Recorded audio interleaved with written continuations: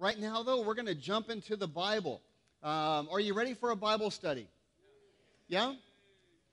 We've been going through a series called Life Tools, and we're in the book of James, James chapter 4. The ushers are in the aisles, or will be shortly ready to pass out Bibles. Raise your hands, and if you need a Bible, follow along.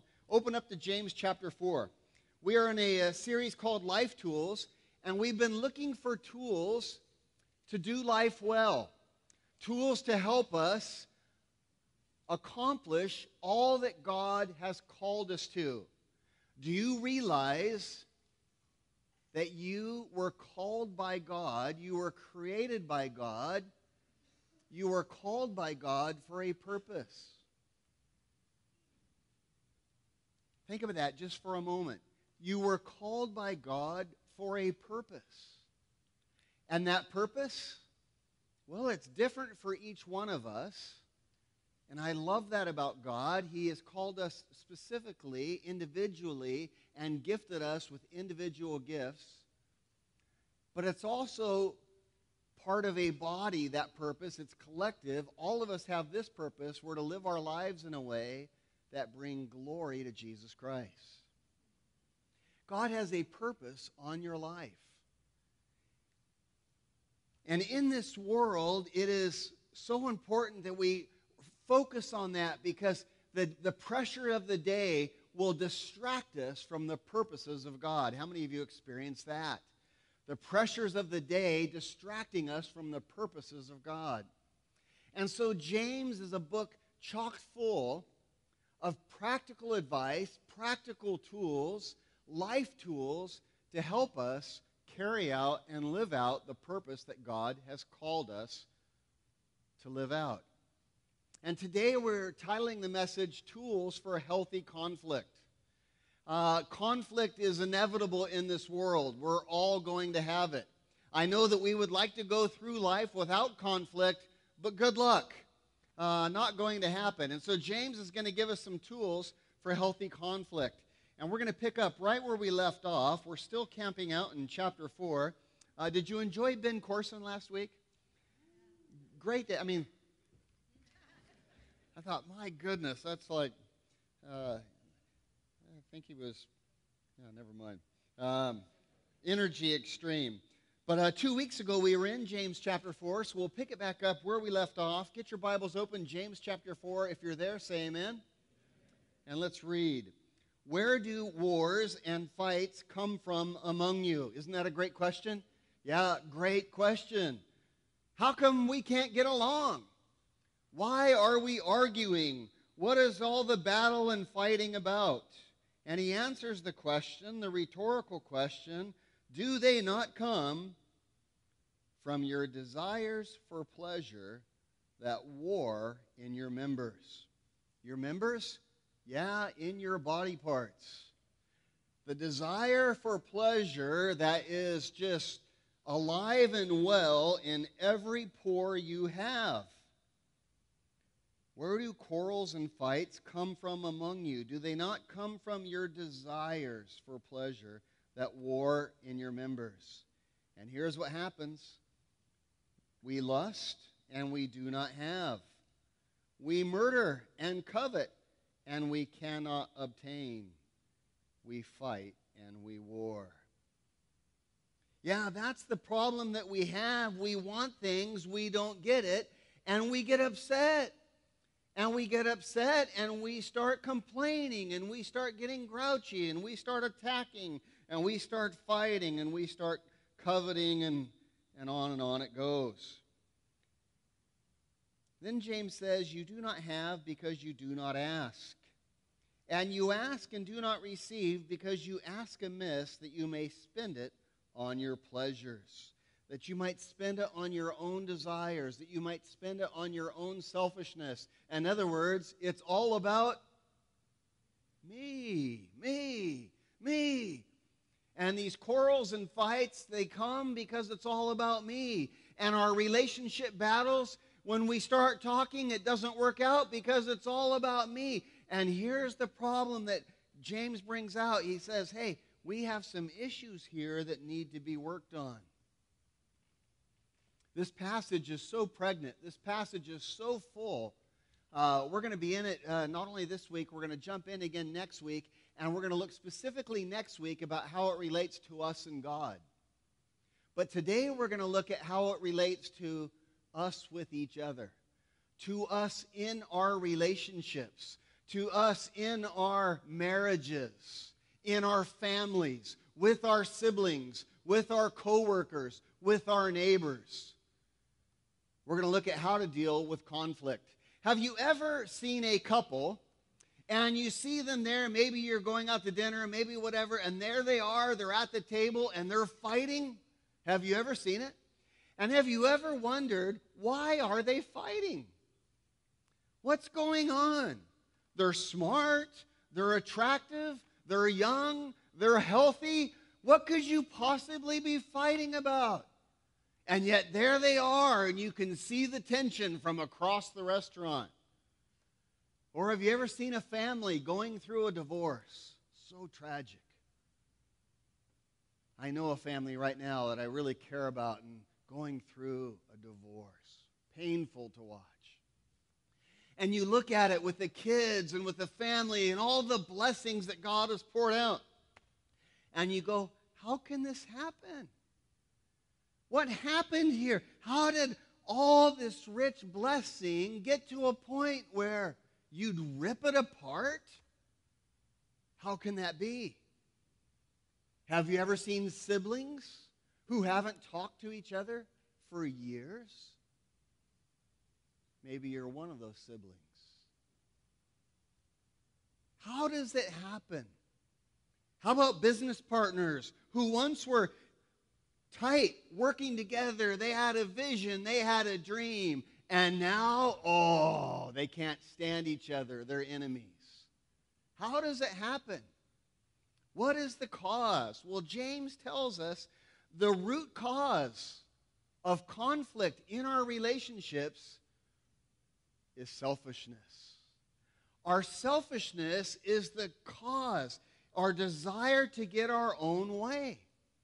And from fights and arguments to divorces to world war, it's always rooted in selfishness. Selfishness and greed account for most of man's problems. And here's what I want us to know. Because we are selfish creatures, we are going to have conflict. There is no way around it. Conflict is inevitable. Why? Because we're all selfish creatures. It's going to happen. I know a lot of us would like to avoid conflict, and we try to avoid it no matter what we do. Oh, no, man, I hate conflict. I'll just stay away from that. Hey, I want you to know that doesn't work. It doesn't work. Conflict is unavoidable. Your marriage will hit problems. Your relationships with your family will hit problems. You will have a buddy who hurts you, and conflict is inevitable. And the question is, how do we have good conflict? I almost titled the message, How to Have a Good Fight. But my wife said, no, that's probably not a good idea. And I didn't want any conflict, so I just said, okay. Conflict is inevitable. It's going to happen, but we want to learn how to have a good fight. We want to learn how to be able to come to conflict and have resolution. And if we are going to have resolution, if we are going to be wise when we enter into conflict, what we have to realize first is that conflict is inside of us. It comes from our selfishness. The source of conflict is within us. Take a look at what he says. Where do quarrels and fights come from among you? Do they not come from your desires that battle, say the word with me, what? Within. Within. Do they not come from your desires that battle within? You know what the problem is? The enemy is inside the house. It's like those scary movies, you know, where the little college babysitter is watching the kids, and this, Jack the Ripper comes, and next thing you know, he's in the house. That's what James is telling us. The problem is the enemy is in the house. Sin is always an inside job. I know that we would like to blame it on a lot of other things, but sin is always an inside job. And you know what the problem is? We're often the last one to know that. We're often the last one to know the enemy is within. We think it's everybody else. We think the problem is our fiance, it's our spouse, it's my brother, it's my mom, it's my dad, it's my neighbor, it's my boss, it's me. James says, hey, listen, I want you to know the source of conflict is internal. James says it's our selfish desires. And here's what I know, left unchecked, our selfishness, our greed will slither in to everything we touch until it corrupts the whole. I was thinking about this. Look how selfishness has affected our nation. We have not been this divided since maybe the Civil War. We are really divided. Why? Why? Selfishness. I look at these TV shows, Hannity, what's the new guy's name? Tucker Carlson, CNN. I look at, and you know what I would love? I was talking with Jordan about this, my son, the other day. You know what I would love? I would love just a honest perspective that didn't just bash the other side, that said, hey, here's one side of the problem. Here's another view at the problem. Here's what I think. And here's what another panel. How refreshing would that be? How many of you would watch a news station like that didn't make the other guy just horrible, right? But selfishness has crept into everything. And look at this country. We started with a Constitution, with a Bill of Rights that was incredibly profound, incredibly wise, incredibly selfless. And what's happened? Selfishness has crept in to now we have this partisan politics where the issues aren't even really the issues. Being right is the issue, and getting my way is the issue. And that's the problem. Left unchecked, selfishness and greed creep in to families, to marriages, to business relationships, even to governments, and they corrupt the whole thing. And left unchecked, selfishness will always produce bitter fighting.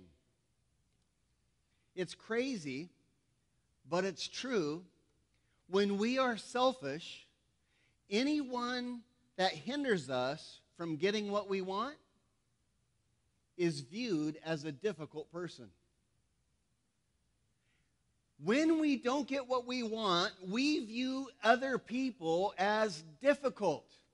Let me illustrate it for you. Have you ever noticed that when you're driving, you're driving and you're running late, there are a lot more jerks on the road. Have you ever noticed that?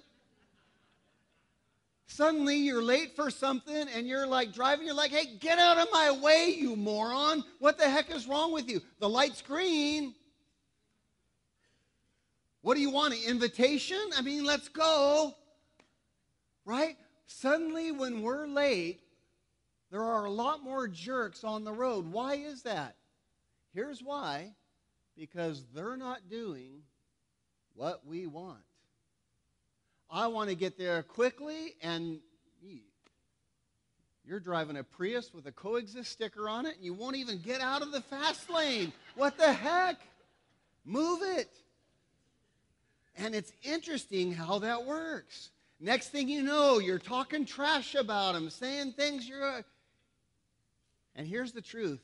I think we know this intellectually. There are not more jerks on the road when I'm running late. That's a false perspective. And it reveals how corrupt I really am. The problem is not people on the road. The problem is how I'm viewing them. They're not doing what I want. And the same thing happens in every relationship we have.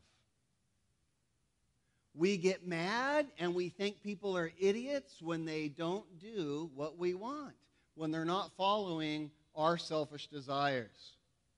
And so James says the reason we have conflict is because we don't get our way. And maybe you're here this morning and you say, you know, Pastor, hey, that's good. I see it says it there, but it's not that simple. You don't know who I'm married to. You don't know how tough my husband is. You don't know what I have to deal with. You don't know what I go through.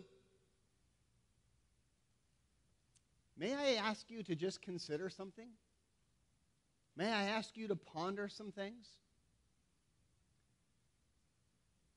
To Cain, Abel was the difficult person.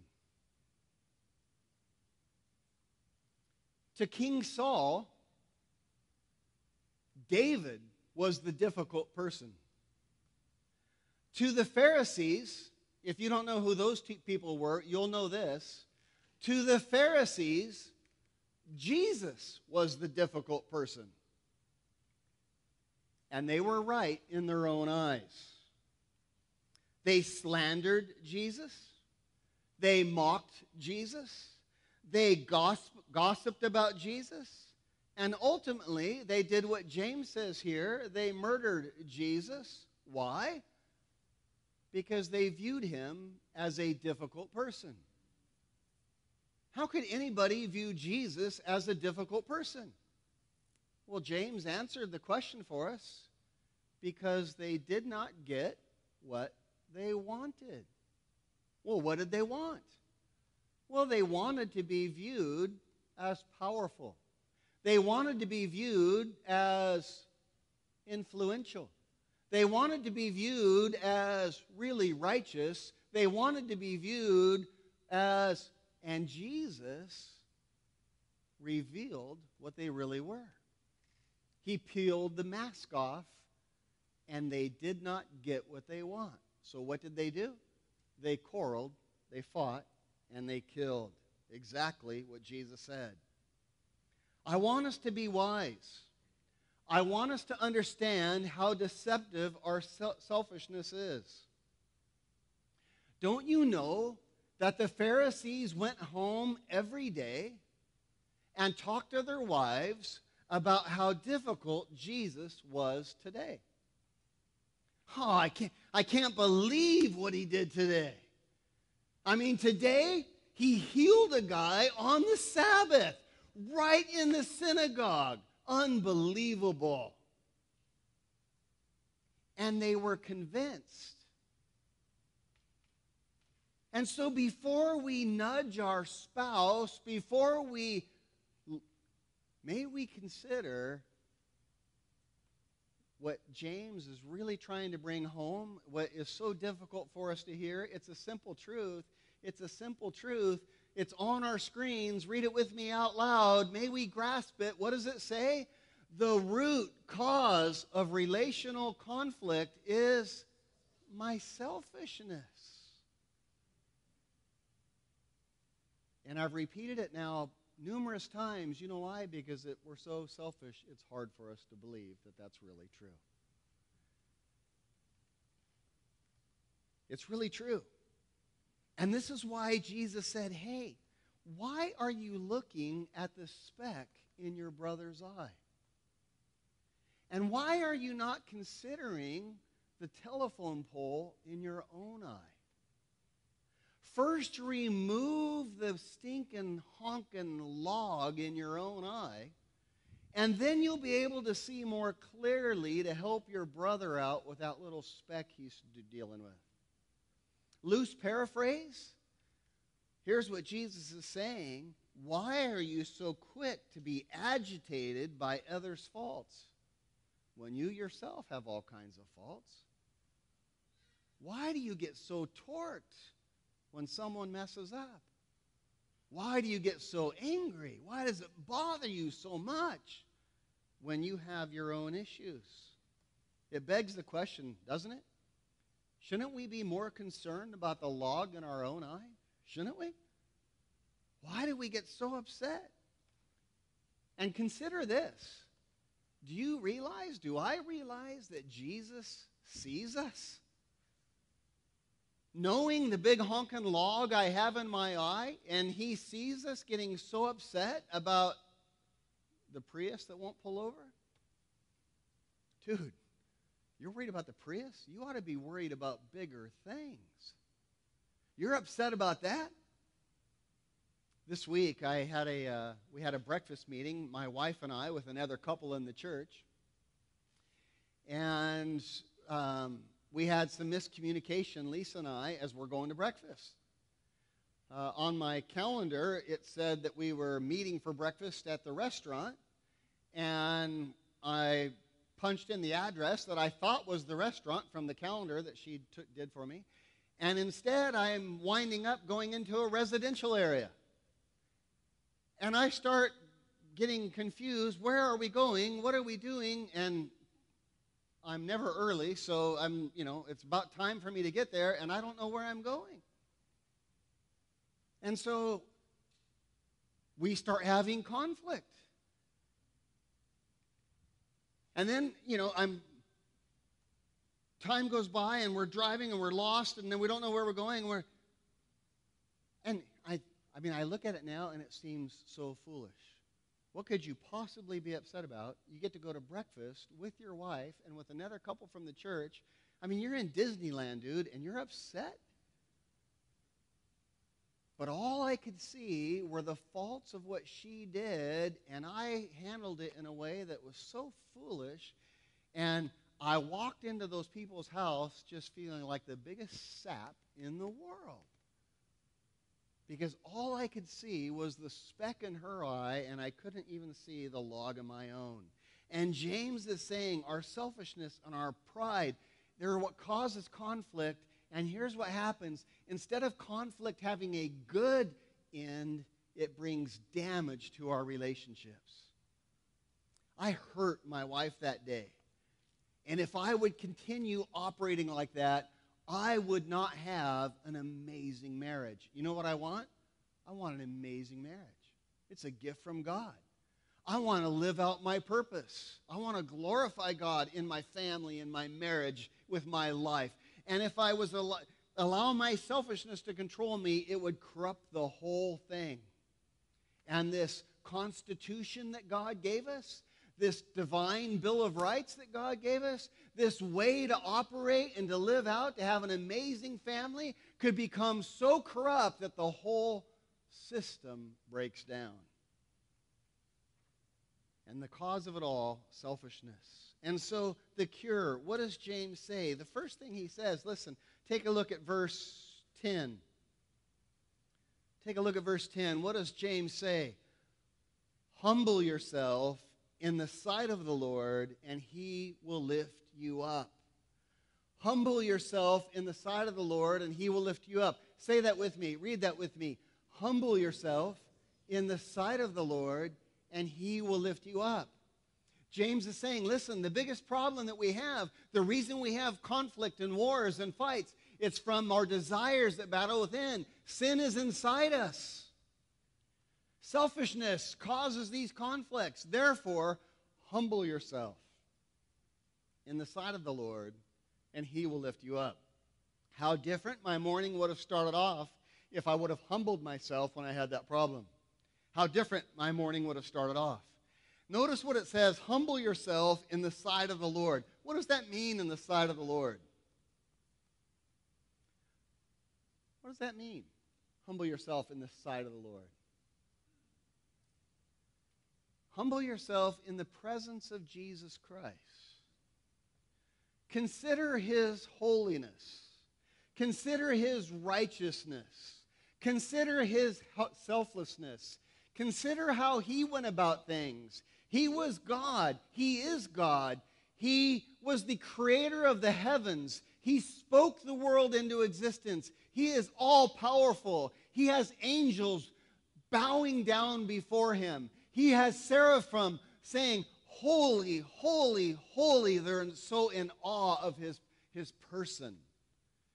And as they are in his presence, they cover their face with their wings in humility. They cover their feet with their wings in humility, and they are actively going around doing His will to the glory of God, and they cry out, you're too amazing. Yeah, it is that God that we are to humble ourselves in the presence of, and to consider that He humbled Himself all the way down to becoming a man. That is stepping down pretty darn far. Why did He do it? To meet our needs. Why did He do it? To speak to us on our level. Why did He do it? So that we could understand His love, His compassion, His mercy for us. He met us where we are. And James now encourages us, hey, humble yourself a little bit in the presence of the Lord. He sees, He knows. And then what does it say? And He will do what? Will lift you up. What does that mean? He will give you wisdom to navigate this problem that you're in. He will give you insight. He will lead, guide, and direct you into truth. He will exalt you in due time. He will make the person that you have a conflict with view you as wise and caring and loving and compassionate if you humble yourself. The Bible says that unless the Lord builds the house, those who labor in vain. If you humble yourself, the Lord will build your house. If you try to build your house in pride, you will labor in vain. You will have an ugly house. Maybe you're looking at your house. You're looking at your marriage. You're looking at your life. You're looking at your family. You're looking at your career. You're looking at your influence in the neighborhood, in the community, in the workplace, and you're going, I've got an ugly house. Nothing is working. My life is a mess. Here's a great instruction. You might want to consider doing what? Humbling yourself in the sight of the Lord. And He will lift you up. Here's the problem. Here's how we want to do it. We want to go, okay, well, I'm going to humble myself. I'm not going to say anything to her, and I'm going to do it for 15 seconds. And now, Lord, lift me up. Show her how right I am. No. You're not humbling yourself. You're trying to use religion as a tool. I'm sorry. Thanks for playing. Doesn't work that way, God says. No soup for you. That's not how I go. That's not how I roll. I'm not going to bless you with my Holy Spirit. I'm not going to lift you up. I'm sorry. God resists the proud, James says. He resists the proud. You think you're all that? You think you're amazing? You think you're so right? You're going to talk to your wife that way? You're going to be... Resist you. How many of you want God resisting you? What a harsh word for James to tell us. God resists the proud, but He gives grace to the humble. Oh, may we walk in that grace. He will lift you up. He will build you. He will make you more like Jesus. He will exalt you in due time if you humble yourself. May I remind you this morning, Jesus loves to transform our lives. His goal is to make us into the image of Jesus Christ. Could you have a better plan, a better purpose? Oh, how I would love to look like Jesus. And I love that He is doing that work in me. He is taking me from a son of Adam to a son of Jesus Christ. How amazing. Son of Adam, what does that mean? Well, it means selfish. It means that instead of protecting his wife, he neglected his wife. It means that when it came time to stand up and be responsible for what had happened, he threw his wife under the bus. Instead of being a pure-hearted and walking with God, he was now separated from God and naked. Instead of having a pure heart before God and saying, "Oh, Lord, I'm so sorry," he said, "Lord, it's your fault. It's the woman you gave me." And he blamed everyone else instead of himself. Jesus is in the work of transforming our life, taking us from a son of Adam with that character into a son of Jesus Christ, a daughter of Jesus Christ, to change us, to mold us, to transform us. And it is his joy to do so. And how does he do so? Well, he rewards humility. He rewards those who humble themselves before him. And I tell you, it is amazing how effective a little humility, a little selflessness goes in a relationship. It's amazing how effective a little humility, a little selflessness works when there's conflict. It's amazing. It goes so far in building strong relationships. And I tell you what, if you humble yourself, this is just a promise you can bank on. If you are willing to humble yourself, if you will hear anything today at all and just hear this, humble yourself in the sight of the Lord, and he will lift you up. Here's what I want you to know. If you will humble yourself, you will be more successful in everything you put your hand to. In family, in parenting, in friendships, in being a neighbor, at work, with finances, in life, you'll be more successful. It's just the promises of God. So, I want to move to a second point. I won't camp out as long on this one. James warns us here that, hey, conflict's going to happen. We know it happens because of selfishness in us. But he says when conflict happens, here's what he's trying to point us to. He says, beware of going into attack mode. Beware of going into attack mode when conflict happens. Look what he says. He says, where do quarrels and fights come from among you? Well, they come because you don't get what you want. And then what happens? You go into attack mode. You lust, you murder, you covet, you fight, you war. That's attack mode. And when we face conflict, I want to just bring this to our attention. What James is trying to say, he says, hey, listen, avoid going into attack mode. Attack mode will destroy. Attack mode will just make things way worse. And there's really three ways that we go into attack mode. The first one is with our words. When we don't get our way, we just start throwing out attackful, hurting words that just to try to attack the person that's wrong us. Hey, did you see what Bill did? I can't believe he did that. Why do you think he did? I bet he did that. And we just start throwing out words to slander Bill. I can't believe she got the promotion. She should have never got the promotion. She doesn't know what she's doing. She probably slept with the boss for the promotion. Oh! Where did those words come from? You know where they came from? Attack mode. Attack mode. James says, you kill and you covet and you fight. Kill? No, I've never murdered anybody. Are you sure? Because our words can really do some serious damage. They can really kill some relationships. We often enter into attack mode unconsciously. We don't even know we're doing it. But in attack mode, bad behavior just erupts. We quarrel, we fight, we covet, we murder.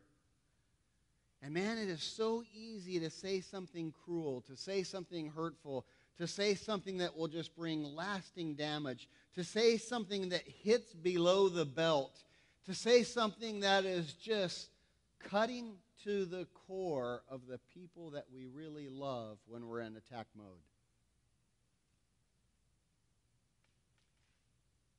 We've probably all either done it at some time or had it done to us. You're a bad husband. You're a horrible son. You're so mean. You're just like your mother, father, whatever zinger you can throw in. Yeah, in attack mode, we say some things that bring deep, deep wounds. And James tells us, man, he says, hey, don't do it. Don't enter attack mode. James had learned the hard way, the perils of going into attack mode with words. He had talked trash to Jesus. He had told Jesus, you are out of your mind. You've lost it. At another time, he told Jesus, hey, Mr. Messiah, what's going on there, Mr. Messiah? It's Passover. Aren't you going down to the feast? Yeah. Why do you go around teaching all through Jerusalem? But when everybody's gathered in Jerusalem, oh, you're staying away. Oh, yeah, sure, Mr. Messiah. Why don't you go there and do your miracles? Wow. Cutting, attackful words. Hurtful. And James deeply regret it. Look at verse 11. Look what he says. Do not speak evil of one another, brethren. I'm sure in parentheses he could say right there, I've done it. I did it to the Lord. James didn't believe that Jesus was the Messiah until he saw him resurrect from the dead. And then he obviously believed. But he says, do not speak evil of one another, brethren. He who speaks evil of a brother and judges a brother speaks evil of the law and becomes a judge of the law. But if you are a judge of the law, you are not a doer of the law, but a judge. There is one lawgiver who is able to save and who is able to destroy. Do you know that about Jesus? He's able to save you. He's able to destroy you. Humble yourself. Be honest about your sin. And it is his great pleasure to save you. Be prideful. And he is able to destroy. He will bring judgment. So he asks the question, who are you to judge another, to condemn another? Look what he says. He who speaks evil of a brother and judges a brother speaks evil of the law. What does he mean by that? Speaks evil of the Bible. No, I would never speak evil of the Bible. Are you sure? He says, when you speak evil of your brother, you're speaking evil of the Bible. How so? Because you use the Bible to speak evil of your brother. Oh, look at them. They're such a liar. I can't believe, what a liar. That's not how the Bible was meant to be used. Oh, look at them doing that. The Bible says don't lie. Look at that. They're lying. That's not how the Bible, you're using the Bible for evil. That's what he means when he says you speak evil of the law. That's misusing it. And here he says, look, don't go that route. Be careful. Don't go into attack mode with your words. The second way we go into attack mode, you say, well, hey, not me, man. I don't do that. I don't go that route. I give the silent treatment. When I get mad, I just, hey, I want you to know something. That's an attack. The silent treatment is an attack. It's passive-aggressive, but it's attack. Just like attacking with words, silent treatment is not any different. You know what I call it? I call it siege warfare. How many of you know what a siege is? When a nation would siege another nation. Yeah, the Assyrians were the inventors of the siege. You know what they would do? They would surround the enemy, and they would not let anybody come in or anything go out. You couldn't bring any food in. You couldn't take any, and they would just wait until you either gave up or until you rotted and died. Very effective form of warfare. I have a definition for you of siege warfare, Webster definition. Read this with me. A form of constant, low-intensity conflict characterized by one party holding a strong, static, defensive position. Siege warfare. Yeah, maybe you're sitting here going, yeah, well, I don't use words that way. Okay, I just be quiet. Hey, that's just passive aggression. And it's dangerous. It's attack mode. Siege warfare is covert, no doubt, but it's no less cruel. It's no less hurtful. It's no less controlling than overt warfare. It's not. And siege warfare comes in many forms. It may come in the form of silent treatment. It may come in the form of withholding intimacy. Ouch. It may come in the form of making someone feel like they don't fit in. Oh, we'll be part of this little group, but you're not welcome here. You're not invited here. It's siege warfare. It's attack mode. The third way we go into attack mode is we paint hearts black. We paint hearts black. What does that mean? What does it mean to paint a heart black? It means that we think someone's evil. Oh, they're so wicked. Oh, they're so evil. And instead of seeing them as a brother or a sister, instead of trying to have compassion and really understand what they're going through, instead we look at them as being wicked, as being bad. They're a black heart. They meant to do that. They meant to hurt me. They're just bad. And we paint their hearts black. And we justify our position by making the other person a black heart. I want you to know, super dangerous to do it. Super dangerous. When we make someone a black heart, our objectivity goes out the window. Our fairness, our ability to reason just goes out the window. And you know what happens when we make someone a black heart? We then begin to rally the troops around us. Everybody who knows who this person is and who knows, we just begin to rally them to make them see this person as a black heart too. And it's attack mode. And James says, hey, don't go there. Don't go there. Damaging. Isn't it interesting how when we do that, when we make someone a black heart, isn't it interesting how we begin to paint with a skewed paintbrush?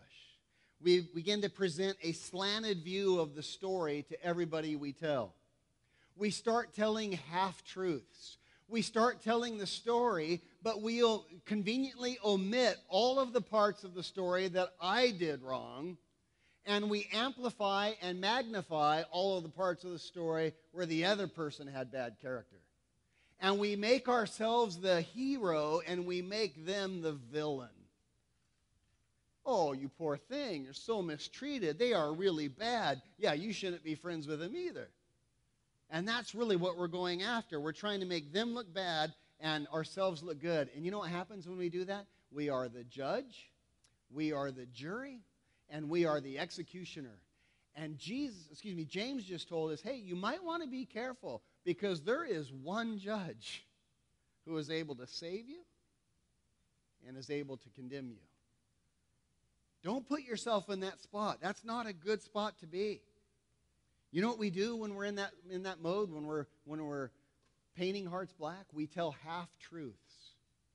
And you know what a half-truth is? A half-truth we tell others is a full-blown lie that we tell ourselves. A half-truth we tell others is a full-blown lie that we tell ourselves. You know what happens? We actually start believing our own rhetoric. We actually start believing our own story. We actually deceive ourselves. And I tell you what, we've all done it. I know I've done it. I've seen it. I've done it. And it's messed up. And it's so harmful to us. We are the ones who lose when we do that. Believing someone is a black heart is like castrating our own character. It is impossible for us to be fruitful. It is impossible for us to grow. It is impossible for us to mature. We are a dead branch the moment that we paint anyone's heart black. And yet our pride wants to do it. Our selfishness wants to do it. God designed relationships to be reciprocal, to be good for both parties, to grow us to selflessness. And here's the problem. When we are in black heart mode, we are trying to win. And if you're trying to win, it is no longer reciprocal. How many of you have ever won an argument in a conflict?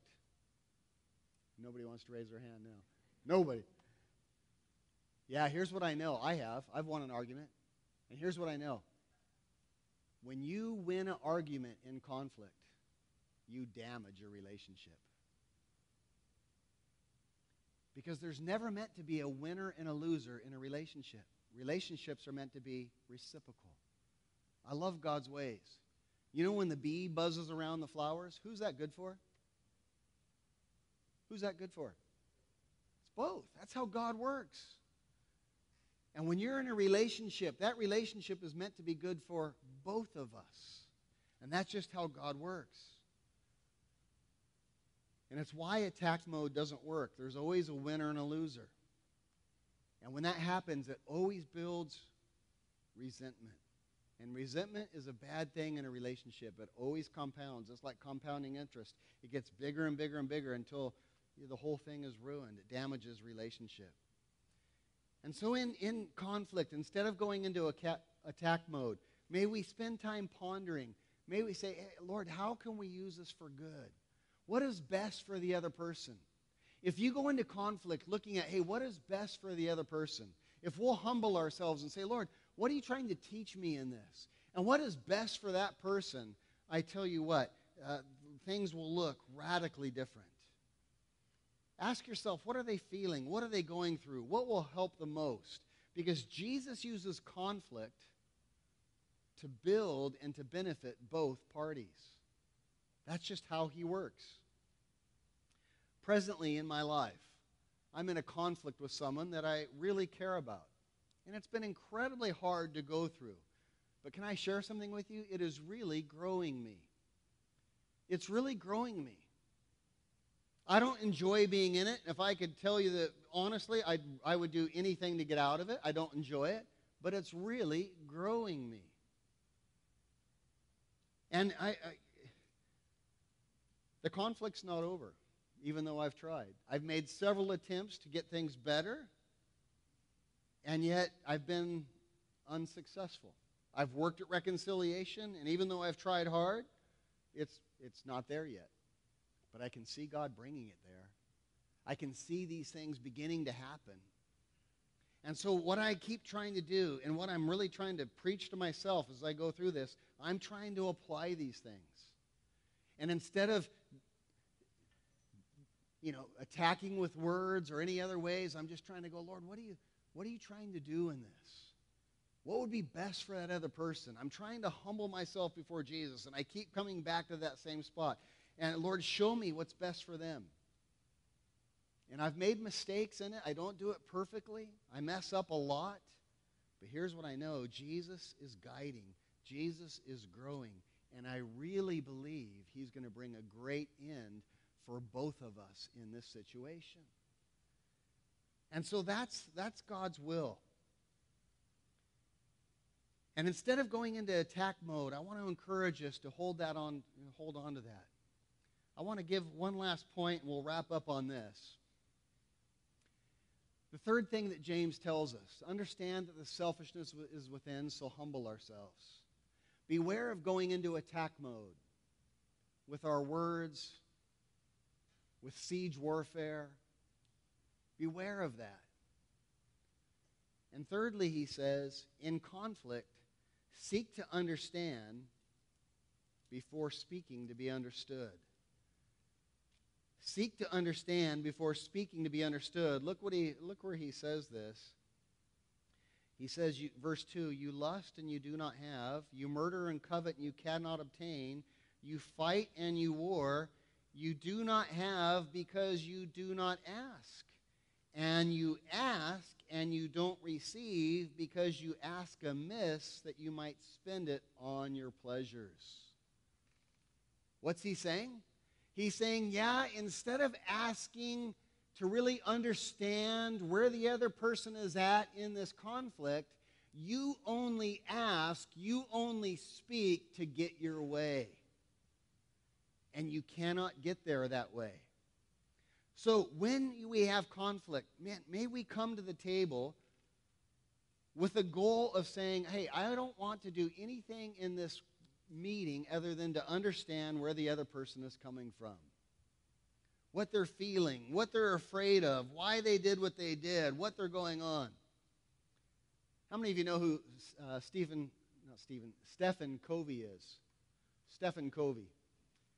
Yeah, a lot of hands. He wrote the book. It was like a national bestseller for decades, 7 Habits of Highly Effective People. And he has a great quote from that book. Here's what he says. Most people do not listen with the intent to understand. They listen with the intent to reply. And James says here, that doesn't work. You ask and you do not receive because you ask not to really understand where they're coming from, but with your own selfish desires, with your own motives. You're just trying to win. We have such a desire to fix things when we're in conflict that we often fail to take time to really understand what the other person is going through. And so how do we listen? How do we do what Stephen Covey is saying there? How do we listen with the intent to understand? Well, James told us, number one, we'd be slow to speak. We'd be quick to listen. Come asking questions. We listen by asking clarifying questions about what this person that we're in conflict is. Hey, what's going on? Why did you do? How did you feel? What was motivating? What were you afraid of? Ask clarifying questions. And then when they tell you, paraphrase what they told you back to them. Hey, what I understood was you're feeling this way because, did I get that right?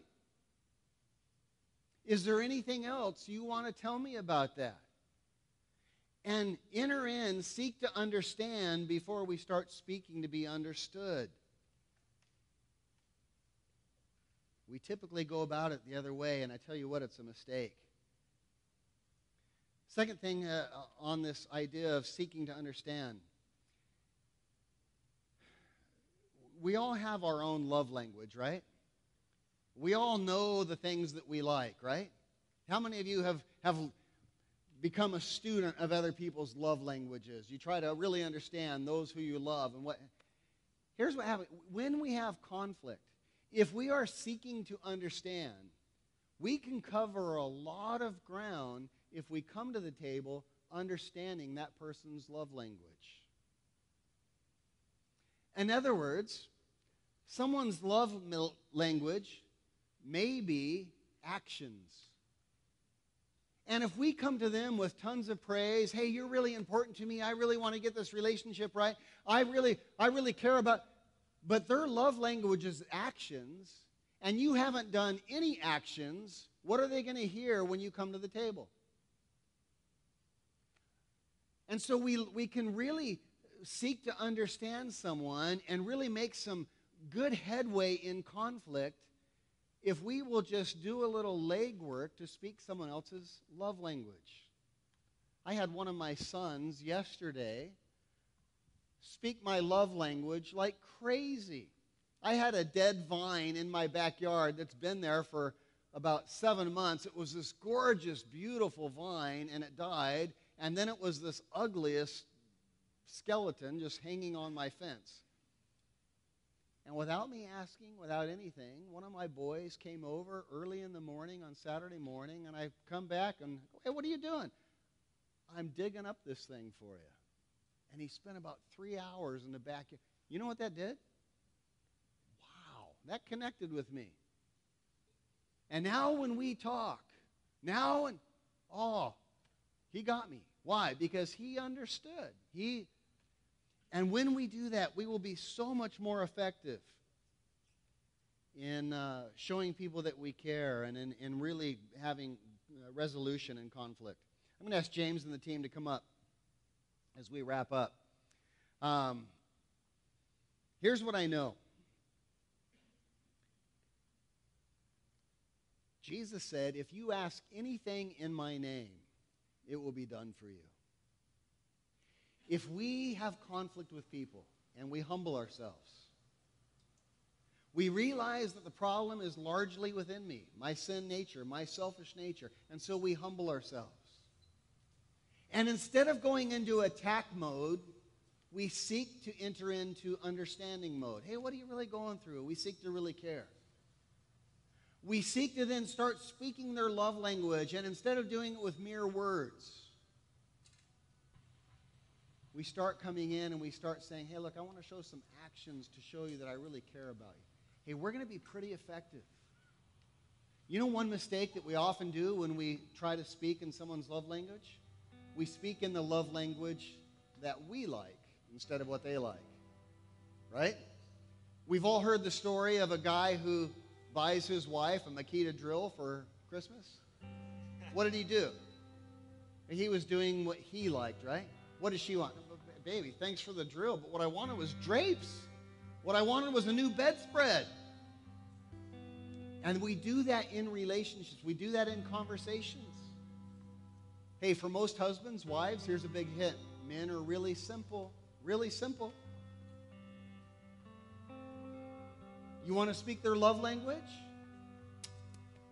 Wear a little Victoria something and have a romantic evening, and he's gonna feel like you love him. But guys, you go to Victoria Bob's and you try to put on your Victoria Bob boxers and you try to think you're speaking her. It doesn't work that way. We have to understand the other person's love language. We have to really seek to know what makes them tick, to really care about what they're going through. And when that happens, I tell you what, we'll be effective.